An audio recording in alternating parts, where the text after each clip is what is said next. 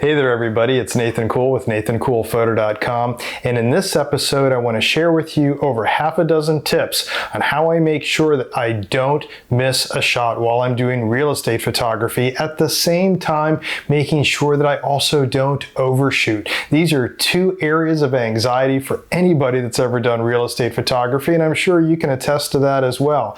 As you go out on site, you want to make sure that you don't miss something, but also you don't want to waste a lot of time shooting stuff that isn't needed, but more to the point that you're not being compensated for. So I've got over half a dozen tips, things that you can start doing to help along with that. To preface all of that though, I want to stress the fact that you might want to take a look at my book, Shot Lists for Real Estate Photography, What to Shoot and Why. And the reason I put that together here a couple of years ago was for this particular reason. It has over 200 examples, so it can give you a lot of inspiration on things you might want to do for various rooms, shooting inside, shooting outside. But more to the point, it does break down each and every individual room and area, even through luxury homes, simple homes, little condos, and then it breaks those out into lists so that you can get an idea if it's just a small little condo, if it's an average size house, if it's maybe even something bigger, what should you be shooting. Now, this will help you then also set your price range that you want to have for your various tiers and packaging, but it also then is a good starting point. So anyways, I want to stress that, and I've got a link to that in the description for this video. But let's move ahead with these various tips. Like I said, I've got over half a dozen of them here that can help you immediately start making sure that you don't undershoot and that you don't overshoot. First tip, tip number one, is to make a checklist. If you are just starting out, this can be a time-consuming thing. It's the original idea of a shot list. Whether you're a wedding photographer, event photographer, you know this becomes critical. If you're shooting a wedding nowadays, you're going to be on site for many hours. So it's a little bit different than most real estate photography. But they'll definitely have, if you notice, a lot of wedding photographers can attest, they'll have a list of the critical shots that the couple wanted. They want to make sure, get Uncle Joe, make sure you get Uncle Joe with Grandpa. They want to have all those things. Well, it's very similar when it comes to real estate photography. If you take along a checklist that says, well, I'm going to be shooting a 3-2, standard 3-2, in other words, 3 bedrooms, 2 bath, then you might want to make a simple checklist that for each one of the bedrooms, I've got 2 bedrooms and a master bedroom. I've got then a bathroom and a hall and usually a master bathroom. And I want to make sure that I get the living room, dining room, all that. Have a little simple checklist either on your phone, little pad of paper in your pocket, however you want to do it. And then when you're first starting out, just check those boxes. And once again, some of this stuff is also in shot lists. But that's one of the first things to think about. As time moves forward, that becomes a time-consuming process and you really won't need it. So it can help on your first few shoots. And I'm going to cover that a little bit later also. But one of the more time sensitive things, making that checklist, can be saved if you use tip number 2. Tip number 2 is make a plan route, and that's simple. It's usually a circular route that you'll do on each and every floor. So based on how the house is laid out, I might decide I'm going to do a clockwise circle throughout the house, or I'm going to do a counterclockwise circle throughout the house. And then you stop at each single room along the way and you get that. Now, of course, you have to know what to shoot in the various rooms and the various compositions, and I cover that in Shot List and some of the other books, and some of them you've probably already seen, and if you're shooting real estate photography, you already know those. But the thing is, you won't at least miss rooms by doing this type of thing. Now, when you're doing outside, you can also come up with a standard. For instance, a lot of times there's a standard when you're doing outside on the front. You do one corner, do the front, and do the other corner. Boom, at least you've got those. In backyards, 4 corners is the rule if you can. Then there's a whole lot of other stuff that you can get into, but those are your minimum to make sure you don't forget. The outside is almost never hard to forget, and they go very quick. But inside, as you're setting up lights and moving sometimes through a maze, make a circular route if you can. Now, it may vary on the various floors. The upstairs may look a little bit different, and you may decide, you know what, when I'm upstairs, I want to knock out the kids' rooms first and then hit the master last. So doing that, it may be laid out differently, and you might do a counterclockwise circle compared to doing a clockwise circle when you were downstairs. Either way, think in circles, and plan that route every time that you head into a shoot and you see the lay of the land of that particular house. Tip number 3, designate a gear hide room. So I like to be able to hide my gear bags and keep them there and not have to keep moving them around. So what I'll usually do is I'll set up in my gear in my kind of a main room, kind of in out of the way though, in case somebody has to walk by.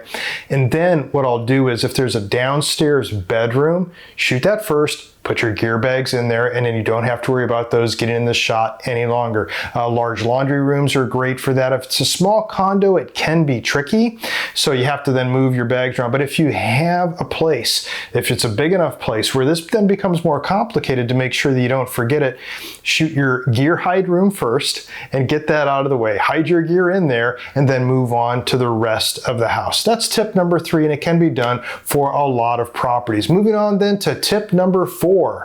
This applies to larger homes, and that's to take a tour with the client.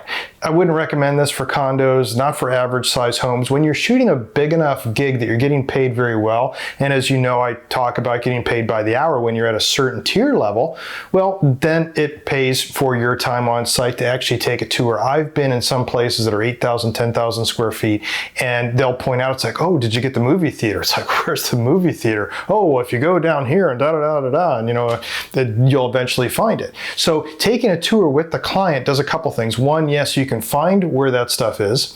You can plan your route, circular route if possible. And it also then allows you to get some input from the client. When you're in the high-end market, you want to make sure that you're shooting what they want, not just your standard, hey, I think I'll just run through 3 bedrooms, 2 baths, and a living room, kitchen, whatever, and boom, I'm out. So when you're doing something for high-end marketing, they want to make sure that, hey, you know what I like about the movie theater? And you'll hear them talk about this. Oh, I want to make sure that we get a shot of the lobby of the movie theater. And yes, I've shot houses that had lobbies to their movie theaters also. So it's things like that you want to make sure that you capture, but this is really only for large properties. So if a client and I show up and they say, would you like to take a walkthrough first and see it? If it's really fast, I can usually say this very simple thing, and it'll also then supplant the idea of having to take a tour. And that's that as I'm setting up the gear, it's like, oh, so this is a 4+2? 4 bedrooms, 2 baths.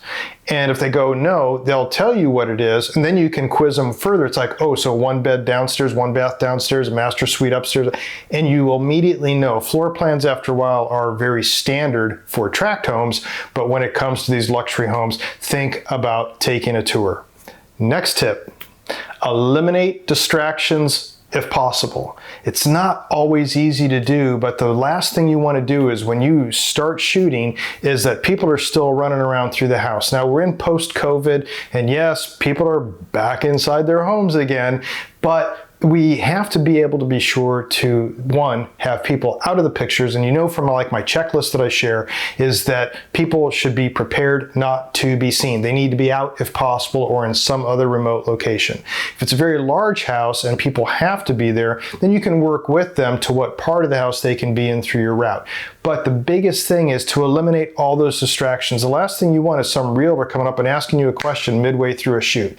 Now, you have to be polite. You just can't say it's like, oh, don't bother me right now. You have to be the nicest person on earth when working with clients, just a standard customer service thing. But if you can handle it properly and say, oh, just a minute, give me a second just to finish this off, kind of in that tone of voice, like, oh, I'm just about done, hang on a second. And then you take the time, go back to your train of thought, finish what you were doing, then know also your next stop on the route, and then talk to them. It'll do 2 things. One, yes, it gives you that break so that you don't get that distraction, but number 2, it also lets them know that you don't want to be distracted. So it's just a way to handle it. You don't have to right up front, as soon as you say, start shooting, and say something like, okay, now nobody bother me, I don't want any distractions. You just go for it, but as distractions come, know how to handle them. Stop. Make sure that you know what your next step is going to be. Let everybody know very nicely, oh, hang on, I'm not quite done yet. I can get to you in just a second. And be very nice about it. Doing that alone says volumes of how, yes, you can't have distractions, and please don't distract me. All right, easy enough. Next tip If you're working with designers, builders, other type of architectural photography that's paying you by the hour, you might want to think about reviewing your work before you leave. Now, it doesn't mean that you have to show them the back of your camera or your Cam Ranger or shoot tethered or anything like that. Very simply, a lot of times what I'll do is I'll say, okay, just to recap real quick before I pack up, I walked over to this end of the island of the kitchen and I shot from here. I went over here and I got a close-up of this. We were about this camera angle and I just go through like that real quick. They kind of know then, did I get the shots that they were looking for? To be able to review them themselves, sure. If they want to pay you by the hour to sit tethered and go through all that, fine, but a lot of times they won't, because when you're shooting, especially like designers, somebody's remodeled a kitchen, the owner of the house is probably still there and doesn't want you there, and they know it, so they're also wanting you to kind of move along. But it's an easy way to make sure that before you leave this per hour paid gig, that yes, very quickly, just reviewing just by sight and showing them kind of what you did, and the cutoff here was at this height. Just do a quick review like that with them, and then if they want to see something, you could show it to them. But it's a very cost-effective way for them to review the work with you. Next tip, remember the critical elements. Like I show in shot lists, I talk about critical counters, and that's where if you're in the kitchen, you want to get all the critical counters. Every counter has something special on it. It's either got a dishwasher, a sink, it's got some type of a stove, oven, refrigerator, bar, who knows what, but you want to make sure that by getting all the various counters, you're going to get the critical items. That's just a kitchen. But there's also critical items throughout the house. You need to be able to familiarize yourself with them. If you've never been in luxury homes before, you need to start getting used to that. Shot Lists has a lot of that. But if you probably have, or you've watched HGTV or My Dream Home or something like that, then you have seen a lot of these features. You want to make sure that something that will help sell the house is captured. So those are very important things. So as you're making your circular route, that's your macro view of it. Your micro view of it is when you get into kind of what to shoot inside there. So don't be afraid to say, I'm just going to shoot the four corners. When you're in a luxury home and you've got a $10,000 fireplace, get a close-up of the fireplace. You've got some big built-in entertainment center, some type of cinematic type of movie theater. Yeah, you want pictures of that also. If there's special built-in closets, for instance, in bedrooms, yes, catch pictures of those. So those are important things. So remember the critical items and make sure you capture all of that. Okay, ready for the last tip? And this is a very easy one, and that's to embrace your anxiety. Yes, it is a level of anxiety. Did I miss everything? Did I shoot too much? Set up your shot lists ahead of time. Know what it is that you're going to be offering for a certain price tier, so that when you go on site, you don't have to worry about being too anxious and wondering, because that's where a lot of the source of anxiety will come from. But you still need to embrace anxiety to know that I just won't be nonchalant about it and just move through the property and just thinking about something else, taking phone calls, and hope for the best. Pay attention to the work. Let the anxiety start running you. It'll keep you very sharp, keep you focused, but be prepared before you go on site and know and set your customer expectations based on the shot lists that you offer for your pricing tiers. Well, I hope this video was useful for you and that you can use some of this in your photography as well. If you did like this video, you can subscribe to my YouTube channel. It won't cost anything. And as soon as one of these videos is posted, you'll be the first to know. Thanks a lot for watching. Until next time, take care, be safe, and get out there and shoot something.